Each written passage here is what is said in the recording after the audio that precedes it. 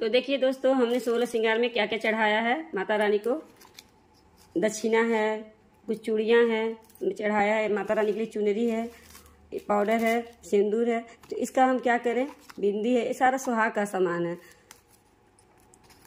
तो देखिए, जो हम लोग माता रानी के पास हम लोग चढ़ाते हैं उसका हम खुद इस्तेमाल करते हैं, क्योंकि वो प्रसाद बन जाता है।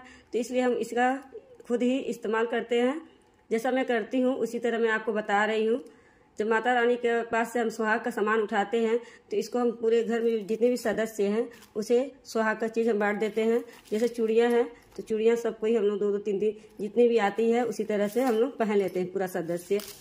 और बिंदी है, ये भी सुहाग का चीज़ है, तो ये भी हम लोग इस्तेमाल कर लेते हैं घर में। सिंदूर है, कहते हैं माता रानी के पास जो भी श्रृंगार का सामान हम लोग चढ़ाते हैं उसका इस्तेमाल करने से सुहाग हम लोग का अखंड रहता है, सुहाग की वृद्धि होती है। तो इसलिए हो सके तो आप खुद इस्तेमाल करें, किसी को दान ना दें। दान आपको देना है तो आप अलग से दान दे सकते हैं। और आपको ये दक्षिणा है जो, देखिए दक्षिणा है जो आप या तो आप चाहें तो क्या किसी कुंवारी कन्या को दे सकते हैं, या तो इसका प्रसाद मंगा सकते हैं, मंदिर में दे सकते हैं। इस तरह से आप दक्षिणा किसी को दे सकते हैं। लेकिन सुहाग का सामान है, आप खुद इस्तेमाल करिए, इससे आपका सुहाग अखंड रहेगा, सुहाग में वृद्धि होगी। तो इसका हम खुद इस्तेमाल करते हैं। अगर आपको दान देना है तो अलग से लेके दान दे दीजिए।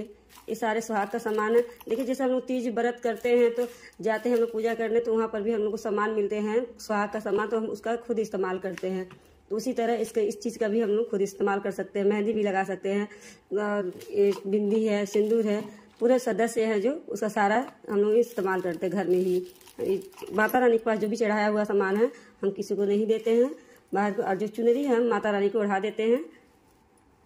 देखिए, अब जब इस चुनरी को अगर हम कुंवारी कन्या को दे देते हैं तो इधर उधर वो रख देंगी, समझ खेलेंगी पैर से, चाहे किसी चीज़ से लग जाएगा। तो इसलिए हम माता रानी को ही ये चुनरी ओढ़ा देते हैं। तो इस तरह से मैं करती हूँ। आप लोग देख लीजिए आप कैसा करते हैं। मैं तो इसी तरह से करती हूँ, तो इसलिए मैं इस तरह से आप कर सकते हैं। माता रानी के पास चढ़ाया हुआ सामान खुद इस्तेमाल कर सकते हैं। और भी जितने भी सदस्य हैं, जितने भी आपकी सास, ननद, देवरान, जेठान है, आप एक दूसरे से दे सकते हैं, ले सकते हैं, जो भी है सुहाग का सामान।